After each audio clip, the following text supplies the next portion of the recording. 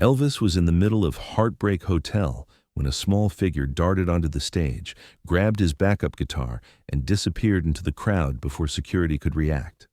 What Elvis did next didn't just stop the concert. It changed one boy's life forever and created a father-son bond that would become legendary in the music world.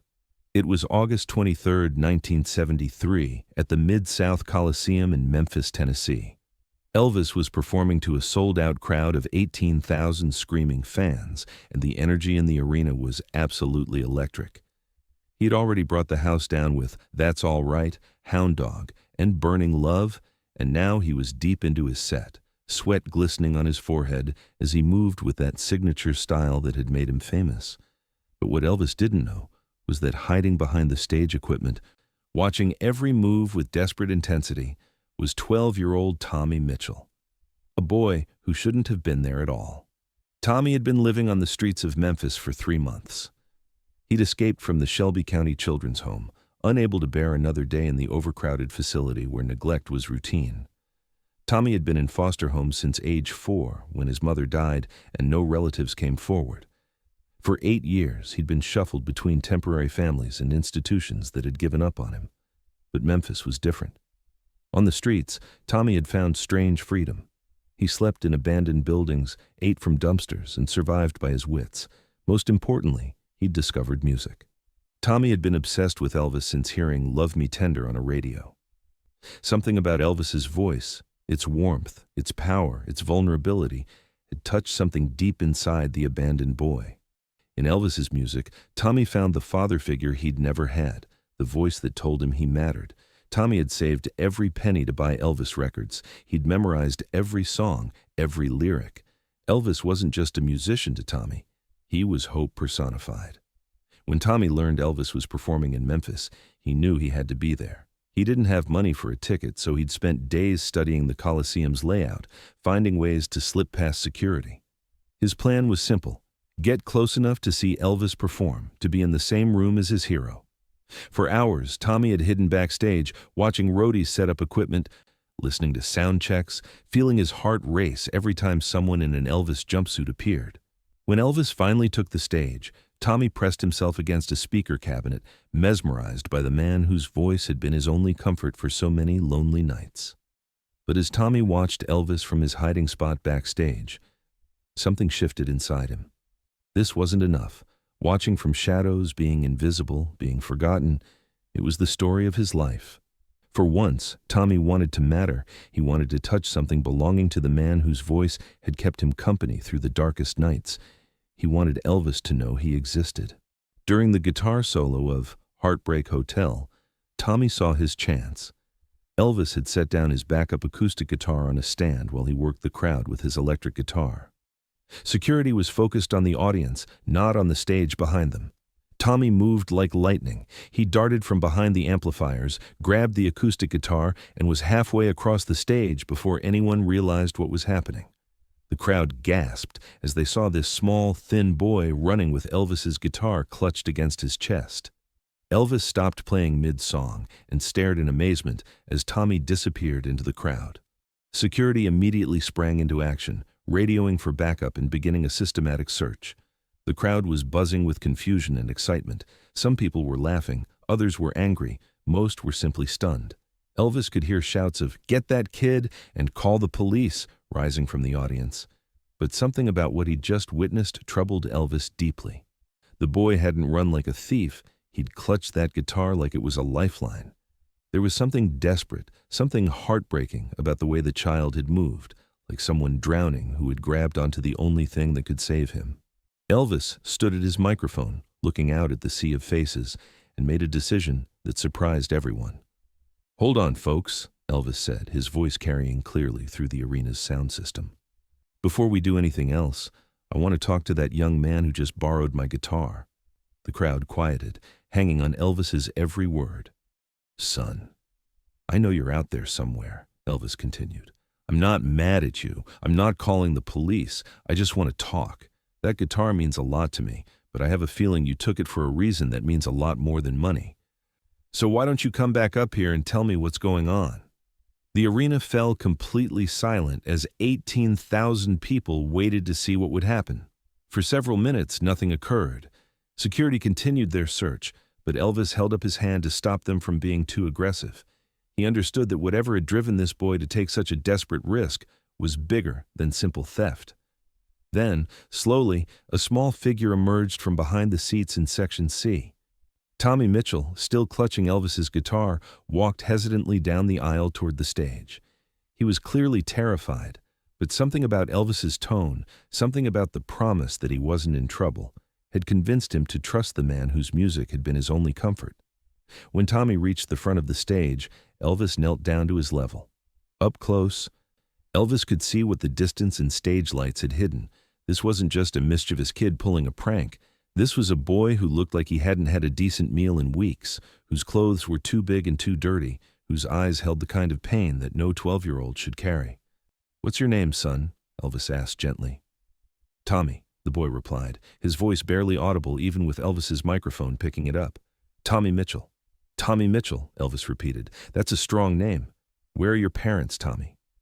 Tommy's face crumpled at the question. "I don't have any," he said, tears starting to flow. "My mama died when I was little, and I never had a daddy. I've been in foster homes in the children's home, but I ran away because nobody wants me. Nobody ever keeps me." Elvis felt his throat tighten with emotion. This wasn't just a troubled kid. This was a child who had been abandoned by every system meant to protect him. "Tommy, why did you take my guitar?" Elvis asked softly. "Because," Tommy said, struggling to find words for feelings he'd never been able to express, "because your music is the only thing that makes me feel like I'm not alone. When I listen to you sing, I pretend that you're singing to me, that maybe somebody cares if I'm sad or scared or hungry. I wanted to hold something that was yours, something real, not just a voice on the radio." The arena was so quiet that Tommy's words carried clearly to every seat in the building. Elvis looked at this boy, this child who had been failed by every adult in his life, who had found comfort only in the voice of a stranger, who had risked everything just to feel connected to someone who made him feel valued and made a decision that would change both their lives forever. "Tommy," Elvis said, standing up and extending his hand, "would you like to come up here on stage with me?" Tommy nodded, unable to speak through his tears. Elvis helped him climb onto the stage, and for the first time in his life, Tommy Mitchell found himself at the center of attention for something other than being unwanted. Elvis took the guitar from Tommy's hands, but instead of taking it away, he adjusted the strap and placed it back around the boy's shoulders. "Do you know how to play, Tommy?" Elvis asked. "A little," Tommy said. "I taught myself by watching people in music stores." "Well, let's make some music together," Elvis said.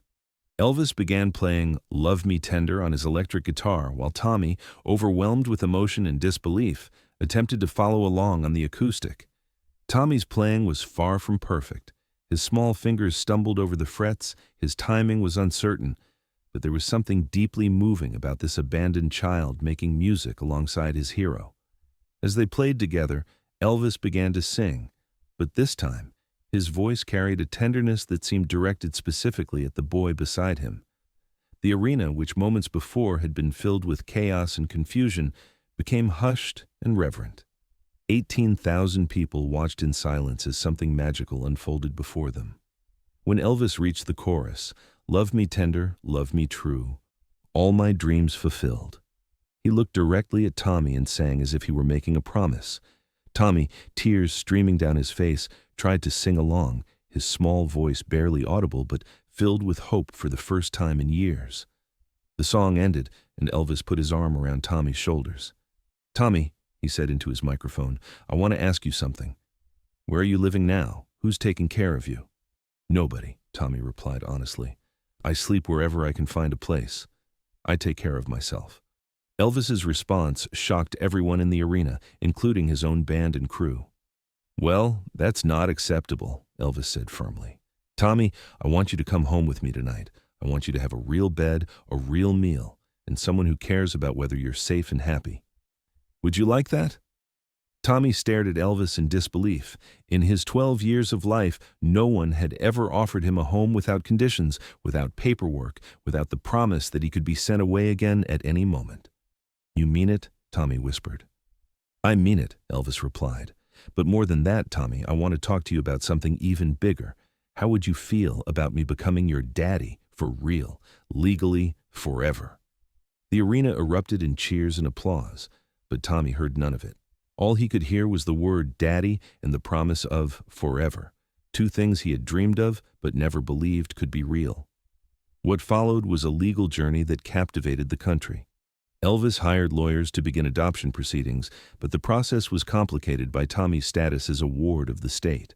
For months, Elvis fought through red tape and court hearings while Tommy lived at Graceland as part of the Presley family. During this time, Tommy flourished. With consistent love and security, he transformed from a frightened street kid into a confident, happy boy. Elvis tutored him in music, took him on tour, and introduced him to the entertainment industry as his son. The adoption proceedings became front-page news.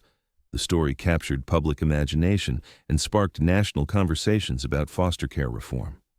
On March 15, 1974, the adoption was finalized.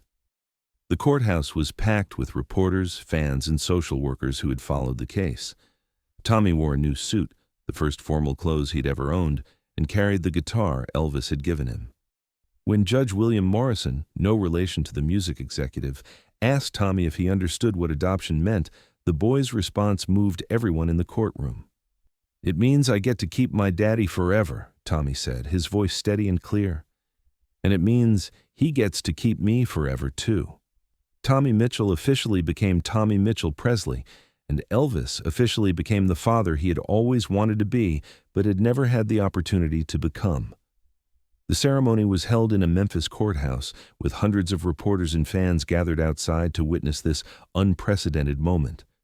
When the judge declared the adoption official, Elvis and Tommy embraced on the courthouse steps, while photographers captured the moment that would become one of the most iconic images of Elvis's later career.